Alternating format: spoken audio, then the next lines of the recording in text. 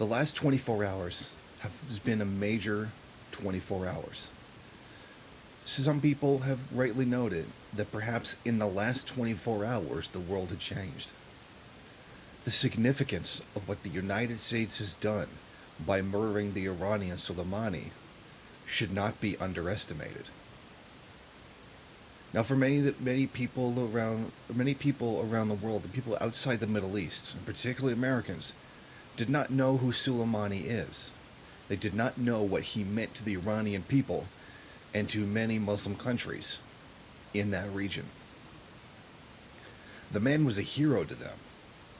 He was the guy who led the charge against Al Qaeda, against ISIS. He was regarded as a hero for doing so. He was like that one guy that everybody likes. And his death, the fact that he was so blatantly and cold-bloodedly targeted by the United States, has caused mass anger. Despite what the United States might be telling you, there were not people in the streets of Iraq cheering his death. In fact, I have seen even Secretary of State Mike Pompeo trying to pass off a video of people mourning him, waving black flags in mourning of the man, trying to say that they were cheering him being dead. This is false. This is a lie. What the United States has done here by bombing the Baghdad airport 3 times and killing this major military and governmental figure in Iraq is, in a very real and plain sense, an act of war. This is tantamount to Pearl Harbor in terms of historical severity. This is like bombing Pearl Harbor of the United States, and then having the audacity to do so, and then saying you want de-escalation. The fact is, this isn't just the significant killing of a very important person to a lot of people across the Middle East, a man who has stood for anti-terrorism, who is basically a lot of his recent career was entirely based around destroying terrorism, while the United States was funding it. They hit someone who was basically going to be the next president. This guy was loved that much. He was basically like that one guy in society that everybody liked and nobody really had any real reason to dislike him. Despite many of these claims that Sunnis hated him and they were cheering his death. That's not the case. The mainstream media, attempting to cover for its own foreign policy and its own incompetent leadership, is spreading that lie. What Donald Trump has done here is tremendously significant. One, it is an outright declaration of war against Iran. Two, this was done without any consultation with Congress, which means even by U.S. laws, for however U.S. laws are even actually applied in the country, in particular to the president, was illegal. The leading members of the U.S. military knew that this was illegal. They did it anyway. They made no objection. They said nothing. They are complicit in this crime, even by American standards. All of this was done without the U.S. even telling its allies it was about to do something this significant. Normally that's what they do in this situation. They will ring up London and tell them that this is something that's going to happen in the next 24 hours, so be careful. They didn't even tell them that. Now, aside from this being one of the most major crimes the United States has committed in the past, you can't even really compare it, because the United States is constantly committing some of the most gravest crimes in that the humanity is even capable of. What's interesting to note is that even U.S. allies, long-standing allies like Canada, the UK, Australia, etc., Japan, are turning their backs on them. They're just completely saying, no, this was wrong, this was idiotic, this was, like, provoking to the point of absolute insanity. The only country still backing the United States on this is, as you can probably obviously guess, is Israel. And with the sheer inhumanity and overwhelming stupidity of this move, one wonders why they're still cheering on something that could so blatantly cause World War III. At this point, it's almost like Israel is an apocalyptic cult right now. To cheer something on like this that could spur a world war, with so much glee in their eyes at the death of Soleimani,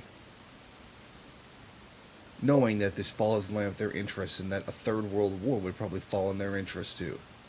We have to accept that the Zionist state of Israel is a death cult at this point. And anybody who supports what they did or supports their being happy about it is a part of that cult too. And that's what's most frightening of all. Any decent, rational person, even if they're anti-Iran, would realize the stupidity of what's happened. This is such a serious moment that places the world peace, a relative thing, into a great deal of danger. It's one of those things where the risk massively outweighs the reward. But that's what they've gone ahead and done.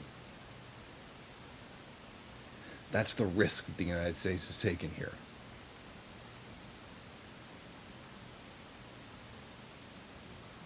Now, it's interesting to note that while there's really no one on their side about this, it seems that in a very real way, the United States has drunk its own Kool-Aid.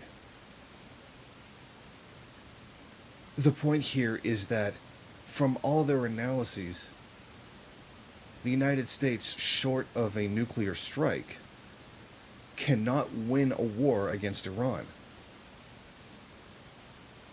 I point you to the previous Millennium Challenge, in which it was done, a simulation was done for the U.S. invading Iraq, and I believe it was Iran, in about 2001. And you can search this up. This is a mainstream source. The United States lost. They lost, I believe it was about 20,000 troops in 3 days. Their entire naval fleet in the Strait of Hormuz was completely destroyed. And there's this and that, there's all the history and going into all that, etc. Well, what's significant here is that when they were destroyed so easily, they demanded a reset and created a series of conditions so that it would be impossible for the United States to lose the war. And they kept running it until they won. In other words, this idea of the U.S. being a totally hegemonic, unbeatable military power is not really true. But they may have simply convinced themselves that that's true. It's pretty obvious that Trump isn't very bright. And he wouldn't know the first thing about military tactics at all. And quite, he doesn't even know history. In a tweet that was meant to do nothing more than provoke Iran, he said, Iran's never won a war, but they've never lost a negotiation. I suppose if you just completely forget the Iran-Iraq war that happened, Iran won that war. So Trump doesn't know what he's talking about. So at the helm, militarily, Trump does not know what he's doing. He's drunk as much of the Kool-Aid as the top officials in the Pentagon who believe themselves invulnerable. They absolutely cannot lose a war. And it's false. They feel that there are no consequences for their actions. And what's really frightening about this is something Iran can't pretend didn't happen. This is something the United States, that Iran has to retaliate against. It's basically impossible not to retaliate at this point. There's millions of people in Iran taking to the streets, demanding that something be done about this. They are demanding that there be a retaliation for what the United States has done to Iran. And that's what's frightening about this. None of this had to happen. Congress wasn't even consulted. Even by the standards of people who are anti-Iran, this is crazy. One of the things that the sanctions, the blockade, whatever, against Iran was trying to do was to create social unrest as a result of hardship, and that this would spur certain movements into possibly causing chaos, destabilizing, and enforcing regime change. Now that they've done this, the people of Iran could not be any more cohesive politically. Killing Soleimani, who was loved by every race, every religion, united everybody in Iran in one moment and completely destroyed everything that the United States has been doing to try to undermine the country by sowing dissent and creating hardships since the withdrawal of the JCPOA agreement. The United States shot itself in the foot and may have just shot everybody else as well. And simply looking at the actions since Donald Trump was elected, what did we get? We got Trump, who claimed that he was going to be against all the wars. This wasn't going to happen on his. He was going to end the wars, bring the troops home. Unlawfully withdrew from the JCPOA agreement, based on no evidence whatsoever that Iran had violated it. Sanctioned the country to the point of blocking medicines and food that people needed. And a crime against humanity as it is.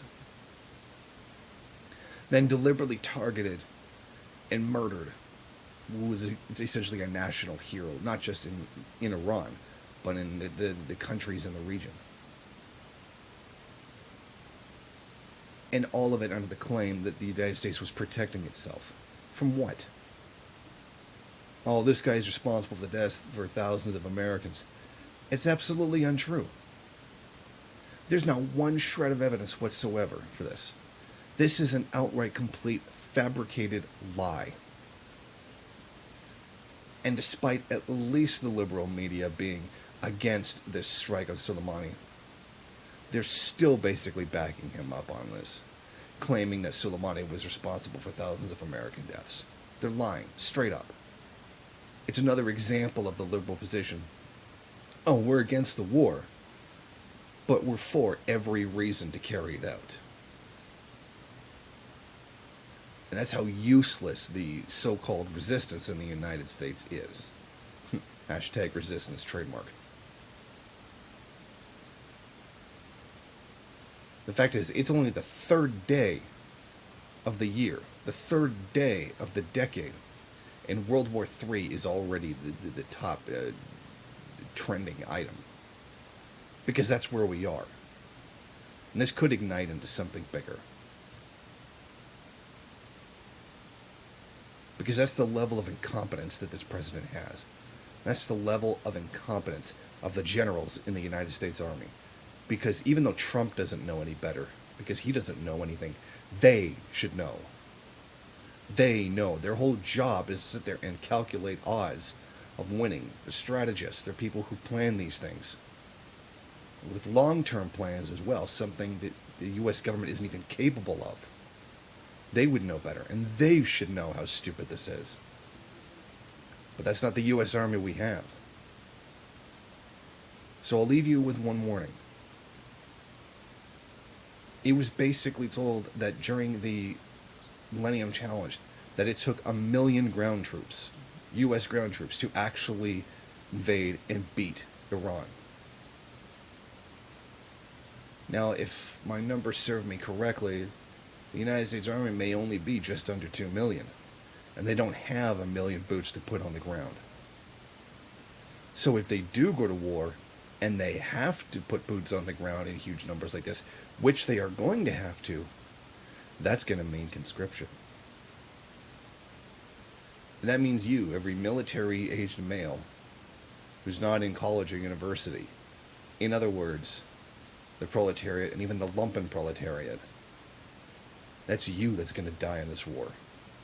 And it's going to be up to you to tell the generals, to tell your government to go to hell, and that you're not willing to do it.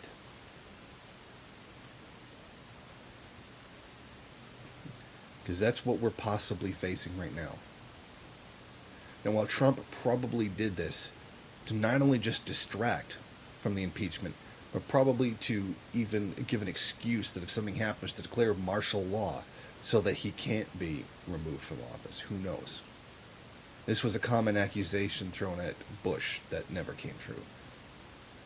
But, Bush and Trump are two very different creatures. Well, they both may be stupid animals, but Bush was at least smart enough to follow the guys who were telling him what to do. And this makes me very concerned for the future. Thank you for watching. If you like this program, then please head over to my Patreon page and set up a monthly donation. It's your donations that keep this program running. Also, if you would like, please rate, comment, subscribe, and share in various social media.